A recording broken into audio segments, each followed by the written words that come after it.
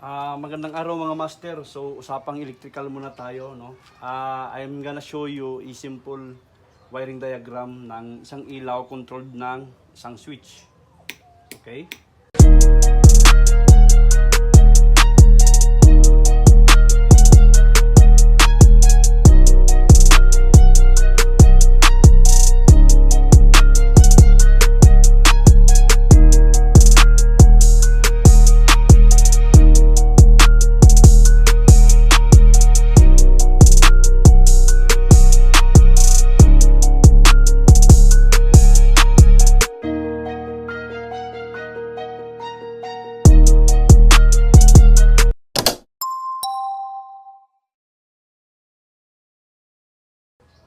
So, gumagamit tayo ng duplex wire, no? Kunwari yung ating power supply ay gumagamit tayo ng 2.6 mm na duplex wire papunta dito, no? Tapos gumagamit naman dito tayo sa switch at sa ilaw ng 2.0 mm na duplex wire din. Okay? So kung mapapansin nyo, yung duplex wire ay mayroong dalawang klaseng kulay, no? White tsaka black. Okay.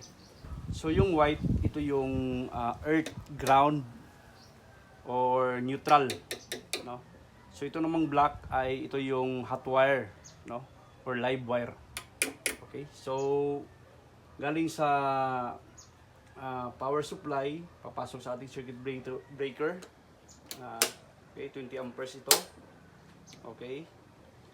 Pagpasok dito, i-on natin, kunwari, so may ano na dyan, may current na dumadaloy. So, itong black na ito, itong hot wire na ito ay ito natin i-install yung sa switch. Okay? Kunwari, ganyan lang muna. Okay? Kasi mamaya papailawin natin yan. Okay? So, after dito, mula dito sa circuit breaker papunta dito, ang hot wire pumapasok dito hanggang dito pa lang.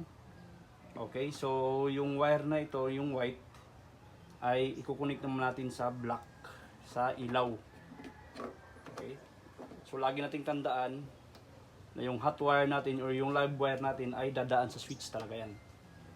Okay, so ito namang white ay dito sa ground. Okay.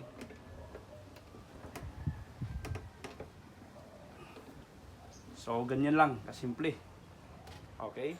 Mag-install ng ilaw, isang ilaw controlled ng isang switch. So, itesting natin. Okay? So, lalagyan natin siya ngayon ng power para matest natin, no?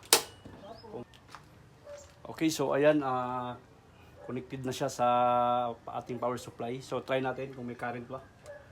So, ayan, meron. So, ito yung live, yung black. So ito naman yung neutral, so wala. Okay. So try natin i-on yung circuit breaker. Okay, so ibig sabihin naka-on na siya. Bumababa na yung power dito hanggang dito sa switch. So dahil hindi pa natin siniswitch, wala pa yung ilaw. Kung i-switch natin, ayan na. Okay, so ganoon siya kasimple.